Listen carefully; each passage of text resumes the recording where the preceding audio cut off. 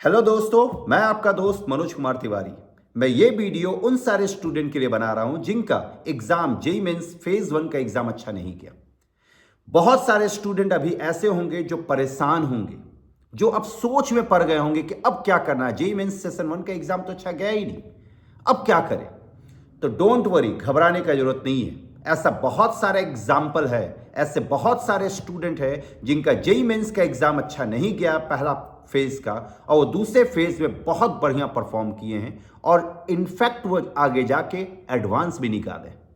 अगर आपका एग्जामिनेशन अच्छा नहीं गया, कोई बात नहीं, पहले आप अपने आप में कॉन्फिडेंस भरे रखे कि नहीं, हम करेंगे, हम निकालेंगे। जेईई मेंस एग्जाम बहुत मामूली सा एग्जाम होता है, कोई टफ एग्जाम नहीं होता।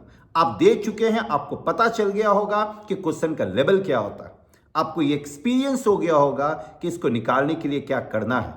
2 महीना आपके पास टाइम है, 2 महीना काफी होता है किसी भी एग्जाम को निकालने के लिए। और ऐसा तो नहीं है कि आप जीरो से शुरू करेंगे, आप कुछ ना कुछ तो प्रिपेयर किए ही होंगे। तो आप 2 महीना अगर लग के पढ़ते हैं, 10 से 12 घंटा अगर आप देने को तैयार है, तो हम लिख के देते हैं कि आपका जेईई मेंस निकलेगा और अच्छे परसेंटाइल से निकलेगा। बशर्ते आपको तैयार होना पड़ेगा 10 से 12 घंटा रेगुलर देने के लिए, 10 से 12 घंटा प्रॉपर पढ़ाई को मोबाइल से दूरी बना के अगर आप देने को तैयार है, 100% निकलेगा, ये कंफर्म है।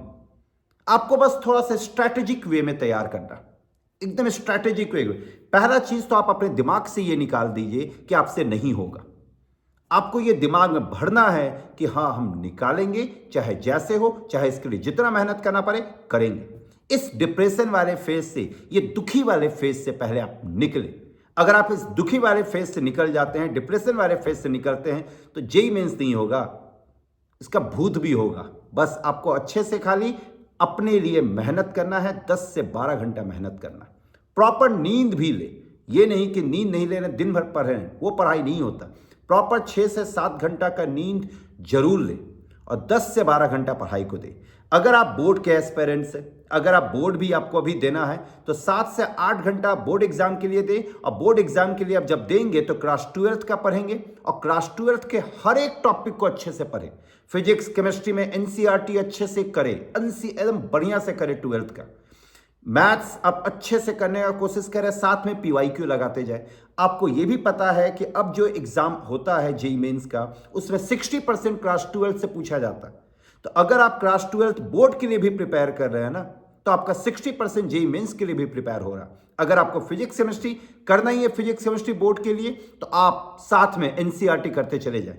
आप देख भी चुके हैं कि सारा क्वेश्चन अब एनसीईआरटी से ही पूछा गया, ऑलमोस्ट फिजिक्स और केमिस्ट्री में। अगर आप एनसीईआरटी कर लेते हैं तो 50% तो क्वेश्चन आपका पकड़ा गया, 50% क्वेश्चन पकड़ा गया। अगर मैथ्स आप अच्छे से कर लेते हैं, साथ में पीवाईक्यू आप कर लेते हैं, तो उसमें भी आपका 50% के आसपास आपका क्वेश्चन पकड़ा गया। और 50% अगर आप स्कोर करते हैं जेईई मेंस में, तो आप आसानी से 98-99 परसेंटाइल में चले जाएंगे। याद रखें, इसीलिए थोड़ा अपने आप को बूस्ट करें। लास्ट में आपके पास टाइम भी होगा, बोर्ड एग्जामिनेशन के बाद भी टाइम होगा, आप उस समय 11th को भी देख सकते हैं, 11th को भी आपके पास देखने का टाइम मिलेगा। तो अगर आप करंट स्टूडेंट है, तो 10 से 12 घंटा तो एकदम दे तो दे, एकदम कसम खा के बैठे कि नहीं, हम करेंगे तो करेंगे, चाहे जो हो इसके लिए। अगर आप बोर्ड, अभी आपको बोर्ड अगर देना है, तो 8 घंटा एकदम आप 12th बोर्ड को दें। और बोर्ड को इस तरह से तैयार करें कि बोर्ड का एक भी क्वेश्चन मेरे से छूटेगा नहीं। एनसीईआरटी सारा क्वेश्चन हम करके जाएंगे, और आप ये कर लेते हैं तो आपका जेईई मेंस भी जाएगा। जो बच्चा 4 घंटा बोर्ड वालों के लिए, वो 4 घंटा में आप 3 घंटा 11th को दे, थोड़ा 3 घंटा आप 11th को प्रिपेयर करें। और जो अभी पास आउट है, जो ड्रॉपर है, उनके पास तो 12 घंटा है, 11, 12 सब देख सकते हैं। जो टॉपिक आपका छूटा हो पहले उस चैप्टर को करें, क्योंकि जेईई मेंस में सारा चैप्टर कवर करना बहुत जरूरी है, सारे टॉपिक को कवर करना बहुत जरूरी है। सबसे पहले आप ये देखिए कि आपका कौन सा चैप्टर छूटा हुआ, कौन सा टॉपिक छूटा हुआ। जो टॉपिक छूटा हुआ उस टॉपिक को पहले कवर करें। जेईई मेंस निकलेगा नहीं, बिल्कुल निकलेगा। बस आपको अपने आप को बूस्ट करके रखना, अपने कॉन्फिडेंस को बढ़ा के रखना। जेईई मेंस आराम से निकलेगा, ये मेरा प्रॉमिस है। बशर्ते आपको 12 घंटा देने को तैयार होना पड़ेगा। 12 घंटा अगर आप लड़ने को तैयार है, पढ़ने को तैयार है, निकलेगा, कंफर्म निकलेगा। एकदम इसी एनर्जी के साथ, इसी मनोबल के साथ तैयारी करें और देखिए कैसे निकलता है जेईई मेंस। चलिए, ऑल द बेस्ट। डिप्रेशन होने की कोई जरूरत नहीं है, परेशान होने का कोई जरूरत नहीं, बस अच्छे से अपने आप को तैयार करें लड़ने के लिए एग्जामिनेशन में, कि नहीं इस बार आएगा, जो क्वेश्चन आएगा हम सब करके आएंगे, चाहे जो। एक एक टॉपिक को पढ़े, बार बार हम कह रहे हैं, एक एक टॉपिक, 2 महीना का इनफ टाइम होता है, एक एक टॉपिक को पढ़ के जाए, उससे रिलेटेड क्वेश्चन बना के जाए, एनसीईआरटी फिजिक्स, एनसीईआरटी केमिस्ट्री को अच्छे से पढ़ के जाए, एकदम 100% फिर आपका जेईई मेंस निकलेगा।